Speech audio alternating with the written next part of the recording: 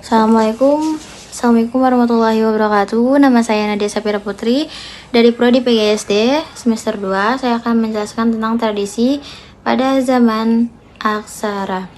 Periodisasi pada zaman aksara yaitu pra yang artinya sebelum mengenal dan aksara adalah sebelum tulisan. Jadi pra-aksara itu zaman sebelum mengenal tulisan. Di sini selanjutnya ada tradisi manusia hidup berpindah-pindah atau zaman Paleolitikum. Pada zaman ini hidup sebuah purba yang bernama Pithecanthropus. Mereka hidup mengumpulkan makanan-makanan dari goa dan hidupnya tidak menetap. Selanjutnya itu ada zaman Mesolitikum atau peningkatan hidup, zaman memasuki hidup setengah menetap. Mereka tuh mencari makanan dengan mengumpulkan sampah-sampah makanan. Hidupnya tuh udah mulai tinggal di goa. Terus dia hidupnya masih berpindah-pindah, tapi dia tidak seperti zaman Paleolitikum. Selanjutnya itu ada zaman Neolitikum. Zaman Neolitikum ini dia sudah bisa menguasai tanaman-tanaman, sudah mulai bercocok tanam, sudah menghasilkan ladang sendiri. Selanjutnya ini ada tradisi manusia pada zaman Megalitikum. Apa sih zaman Megalitikum? Ini dia sudah bisa membuat benda atau alat dari batu besar, mahir atau dolmen, dan sargophus. Di sini ada zaman perundingan. Apa sih zaman perundingan itu?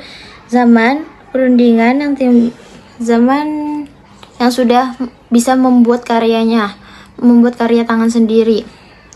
Di sini hasil dari perundingan itu ada nekar dan kampak corong. Dan arca perugu. Selanjutnya itu ada peninggalan manusia masa praaksara. Pada masa praaksara tidak mengenal tulisan, tetapi meninggalkan benda-benda dan alat-alat kebudayaan manusia. Di sini alat-alatnya itu ada alat bantu inti, terus ada alat tulang dan tanduk.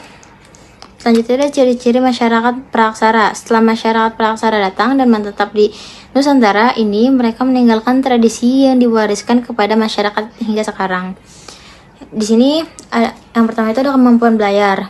Kemampuan belayar itu sudah dikenal dari zaman nenek moyang kita. Zaman nenek moyang kita sudah bisa berlayar pada zaman praaksara ini. Terus ada kemampuan bersawah, dia sudah mulai bisa bertanam dan bercocok tanam dan bisa menghasilkan panen sendiri. Selanjutnya itu ada zaman mengenal astronomis. Mengenal astronomis itu dia sudah bisa menentukan arah untuk berlayar di Nusantara. Di sini ada sistem Macopot. Apa sih itu sistem Macopot? Suatu kepercayaan yang didasarkan pada pembagian 4 penjuru arah mata angin, yaitu ada selatan, timur, barat, dan barat. Di sini ada kesenian wayang. Kesenian wayang itu apa sih? Kesenian wayang itu pada awalnya berangkat pada pemujaan roh nenek moyang. Jadi si wayang ini menceritakan tentang Mahabharata. Selanjutnya itu ada pengaturan masyarakat.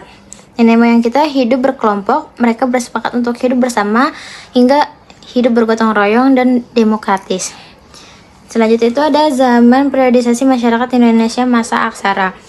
Bangsa Indonesia mulai memasuki masa aksara pada zaman sekitar abad ke-5 Masehi. Sebelumnya, nenek moyang dari bangsa Indonesia yang datang pada tahun 500 Masehi membawa pengaruh peradaban yang lebih maju daripada pendahulunya.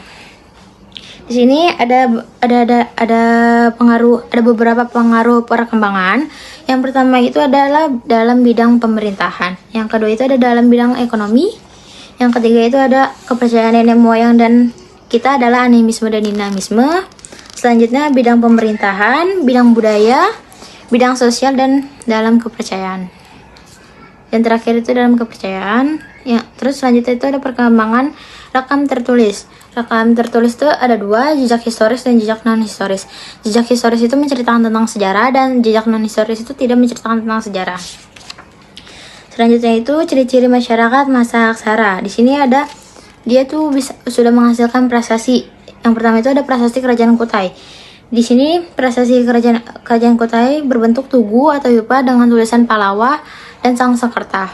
Selanjutnya itu ada prasasti Kerajaan Tarumanagara. Dia tuh sudah menghasilkan prasasti Cirambu dan Cipane. Yang selanjutnya itu ada prasasti Tugu yang ditemukan di Desa Tugu dan prasasti Lebak.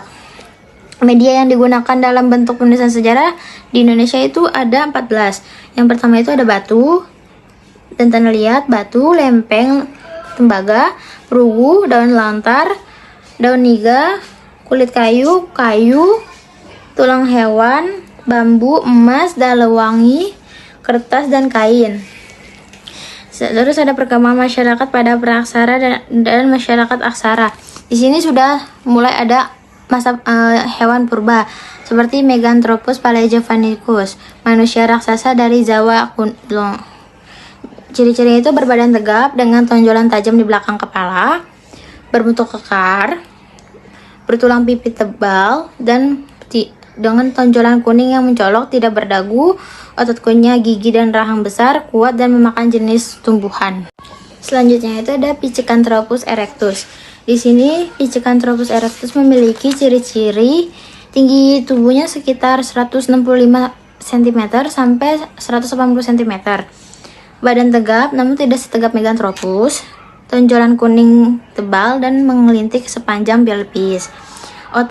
Otot kunyah tidak sekuat Meganthropus dan hidung besar dan tidak berdagu, memakan tumbuhan dan hewan buruan. Selanjutnya itu ada Pithecanthropus majocantrensis. Memiliki ciri-ciri seperti berbadan tegap, tidak memiliki dagu, berbentuk kening menonjol, tinggi badan sekitar 160 sampai 180, volume otak sekitar 750 sampai 1800 cc, tulang rahang dan geraham yang cukup kuat, tulang tenggorokan cukup tebal dan bentuknya lonjong. Selanjutnya itu ada Homo. Homo itu adalah filosofi yang paling mudah dibandingkan filosofi manusia purba jenis lainnya. Di sini ada Homo soloensis. Homo soloensis ditemukan oleh Van Jekis and Wedengres pada tahun 1931 sampai 1934 di dekat desa Nango. Selanjutnya itu ada Homo wajongkensis dan Homo sapiens. Di desa sebuah wajak yang berupa salah satu desa di Kabupaten Tuluganu, Jawa Tengah, telah ditemukan sebuah tengkorak yang disebut Homo wajongkensis. Selanjutnya itu ada ciri-ciri Homo. Ciri-ciri Homo itu tinggi tubuhnya sekitar 130 sampai 120 cm sampai 210 cm. Otak lebih berkembang daripada Meganthropus dan Pithecanthropus. Berat badan sekitar antara 30 kg sampai 150 kg. Otot kunyah, gigi dan rahang sudah mengusut. Contoh kening sudah berkurung dan sudah berdagu.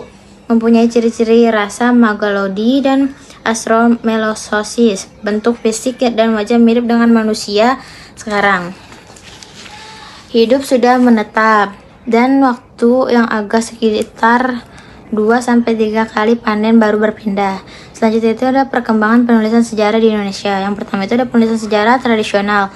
Apa sih itu? Adalah zaman tradisional adalah penulisan sejarah yang dimulai dari zaman Hindu sampai berkembangnya Islam di Indonesia. Selanjutnya ada penulisan sejarah kolonial. Apa sih itu? Penulisan sejarah kolonial adalah penulisan sejarah yang bersifat Eropa-sentris. Yang selanjutnya itu ada penulisan sejarah nasionalisme. Penulisan sejarah nasionalisme adalah penulisan yang bersifat Indonesia strategis dengan metodologi sejarah Indonesia dengan pendekatan multidimensional. Sekian dari saya, kurang lebihnya mohon maaf. Wassalamualaikum warahmatullahi wabarakatuh.